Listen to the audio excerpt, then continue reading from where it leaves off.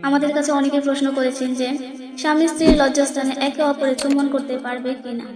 লজ্জা নয়, জানতে হবে। তো প্রিয় পর্দার আড়ালের মা ও বোনেরা, আপনারা আমার এই গুরুত্বপূর্ণ আলোচনাটি মনোযোগ সহকারে শুনবেন। তো দেরি না করে চলে যাচ্ছে আমাদের মূল পর্বে।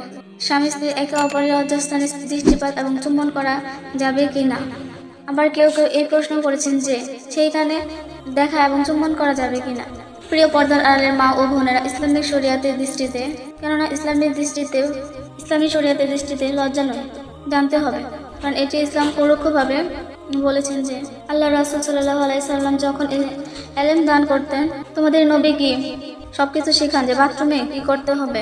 সালমান ফার্সি সেদিন অত্যন্ত সুন্দর জবাব দিয়ে বলেছেন, কারণ এটি জানা আমাদের কাছে খুবই ইম্পর্টেন্ট। তো প্রিয় পর্দার আড়ালের মা ও বোনেরা, এটি আজকের একটি গুরুত্বপূর্ণ বিষয়, স্বামী স্ত্রীর একটি পরিপ্রেক্ষিত বিষয়। আল্লাহ রাসূল সেদিন সেই প্রশ্নের উত্তর দিয়েছিলেন যে তুমি তোমার লজ্জাস্থানকে হেফাজত করো তোমার স্ত্রীকে ছাড়া।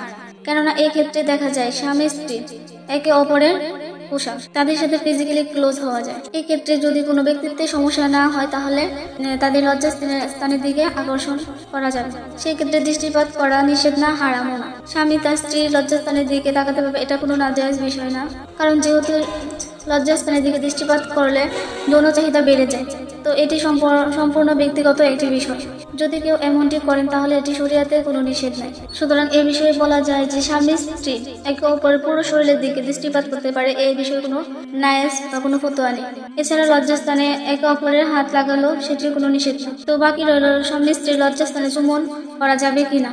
তো এটা একটি এমন বিষয় যেটা আমরা রুচির বিষয় মনে করি, সেখানে মুখ লাগানো অনেকগুলো কারণ রয়েছে, তা উচিত না।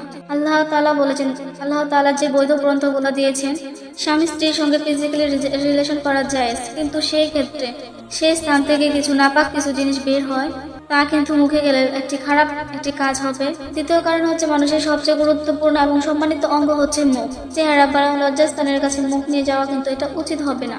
তাছাড়া মুখ দ্বারা কিন্তু আমরা আল্লাহ তাআলার কালাম পাঠ করি। তো সেই ক্ষেত্রে স্বামী স্ত্রীর লজ্জাস্থানে মুখ লাগানো, তাছাড়া লজ্জাস্থান থেকে সংক্রমণ বের হতে পারে, তার জন্য এটি নিষেধ করা হয়েছে। এবং নিজের জীবনের দিকটা লক্ষ্য করে এটি না করাই ভালো। এটি একটি ব্যক্তিত্বের বিষয়, তো নিজের স্ত্রীর সঙ্গে এগুলা না করাই ভালো। তো প্রিয় পর্দার আড়ালের মা ও বোনেরা, আশা করি আপনারা এই বিষয়টি বুঝতে পেরেছেন।